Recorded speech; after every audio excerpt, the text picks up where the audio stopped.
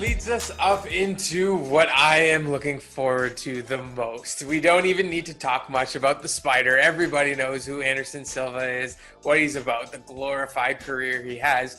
And I honestly don't know a ton about Uriah Hall, so kind of give me some information about this. Yeah, so you know what's funny? It's like you know about Uriah Hall, but you don't know about Uriah Hall. So he was actually part of the tough season with Kelvin Gastelum. So Kelvin Gastelum actually competed on a middleweight tough season. And so Uriah Hall actually fought in the final of that tough and lost to Kelvin Gastelum. So really? We're actually seeing a guy who had potentially one of the highest rises of that era. You know, that tough turned pro, even getting into the final. He was really, really popular. And I sent you one more clip that I wanted you to watch of him. Oh, Joe, let me pull it up now. Yeah, so take a look at that. And I really... This is from Tough, right? Yes, it is. It's from Tough. Yeah. And so that fight was quite the let's say stamp of approval of him being Mr. Hype Train in the UFC. So the way I want to kind of finish that, Yo, that was unreal. Yeah, potential knockout of the year, like all that kind of stuff. And that's not even the worst. With 5 seconds to go, oh man, you see Dana just going nuts. Yeah, he actually, you can see towards the end of that clip where he actually looks a bit more scared too. Like he wants to make sure that other fight is okay. But there's two in that season where it just blows your mind. It was incredible. One of the fastest rises in terms of that level of striking that we'd seen in a long time. Anderson Silva level. And so all of a sudden, here we are with that fight, Anderson Silva's retirement fight, against that guy that we kind of keep talking about here and there, kind of like his career. It's back and forth, back and forth. And so, lucky him, right? Lucky him, he gets to be Anderson Silva's retirement fight. And, if he gets that win, you might get him into a place. He's on the map. Yeah, he's on the map. And so let's take a look at Silva. Poor guy, a couple leg injuries in his fights. Chris Weidman, even Jared Cannonier. Oh, that one, I still get the visual of that. It makes me sick. Mm-hmm. And, he got injured against Jared Cannonier too, which was his last fight in May of 2019. So I'm hoping he's bringing at least, that as elite as you can be, Silva, to the table, because I think Uriah Hall is gonna take this fight seriously. I think it's one of the biggest fights he's ever been a part of. He's going to be able to headline a card. It's going to give him an opportunity to at least reset his career, and a lot of people right now are taking advantage of that. And he'd be dumb not to. Let's be honest, he'd be pretty stupid not to take advantage of that opportunity. Yeah. And so if I'm him, I am going balls to the wall training.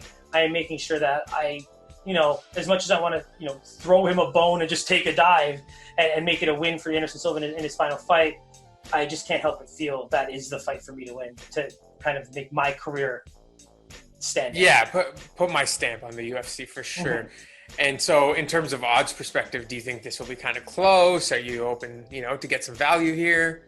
I actually think it'd be very close. I think it's the closest thing to a pick'em on this entire card. I really don't. I don't even have a number, but I'll say, closest thing to a pick'em. So actually, Anderson Silva is getting no respect, and it maybe lines up with the fact that, like you said, it's a retirement fight type thing. Mm-hmm. It's more about that. He's a plus 180 underdog, giving minus 220 to Uriah Hall here. You know what? If I had a max min, I can respect that call based on those exact reasons you just mentioned. Because let's think about it here.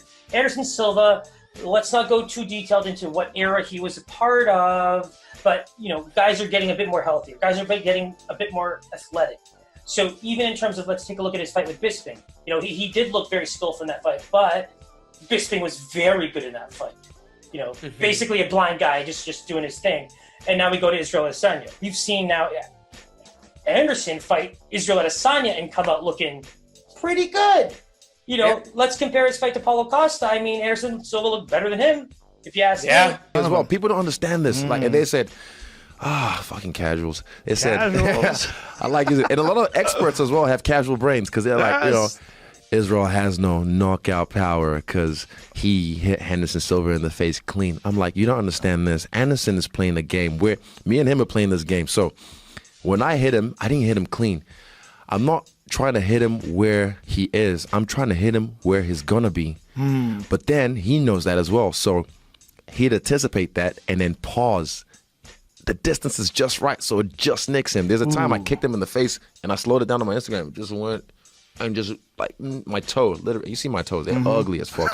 Like it just nicked the top lip. And I went, she's close, because I felt it. I felt my toe nick, and he goes, and we're playing this game, but like literally, I was trying to hit him where he's gonna be, but then he'd pause, and then the punch would just, so it looked cool. It looked like, but I was like, I didn't hit him clean. Right. We're playing this game, and people don't understand. People who've never fought, they don't understand that game you're playing. Yeah, it was beautiful, man. I love that fight. And people I love that fight too. It was boring. I was like, fuck, that was iconic, man. I wish he had left after that fight, man, because I wanted to be the one. The people are silly. I think I'm leaning Anderson Silva here. I'll take him with that plus 180. Oh, that's music to my ears. Yeah, I mean, Uriah Hall is kind of he's a bit of a choke artist. He really is. And I'm giving him a lot of props and saying, like, everything's going to be different. Now, what do we know about Anderson Silva? He's been in the fights. I don't care what he needed to get to it. In every shape or form, he is the best striker the UFC has ever seen.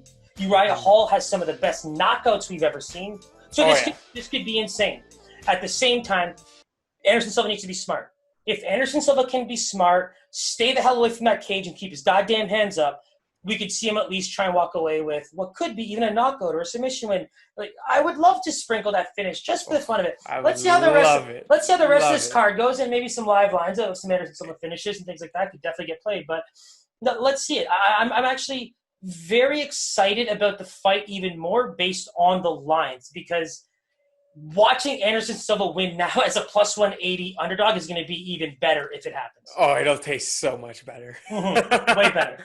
And deservingly, watching Uriah Hall beat a 40-plus-year-old Anderson Silva at minus 220 is also good. Because if he came in as an underdog and won it, I just don't think it deserved that level of respect. Because you didn't beat him in his prime. You know what I mean? And that's the purpose of this fight for Uriah Hall, right? Put that UFC stamp on the name. So good luck to you, my boy Silva. We're hoping that you can kind of come through here. We're all cheering for you, baby boy. Really excited. Yeah, we're all really excited for that fight. It's a fight. The last three fights look amazing. So really pumped about that one. And take us away, Siraj. I mean, like Anderson Silva says, it's a fight. You know, we're going to have a great time come Saturday. It's going to be, I think an underrated card. I think, like you said, the last three fights are where it's at. But again, those prelims look really juicy to me. I think there's a lot of guys on there that deserve a bit more respect. I think we're going to be able to see some good line movement heading into the weigh-ins, heading into face-offs, and heading into the cards. So we're probably going to have to act a little bit quicker, I think, because that's probably going to shift things probably not in our favor. Yeah, absolutely. So stay tuned. As soon as we lock things in, they'll be up on the Instagram. They'll be up on Twitter.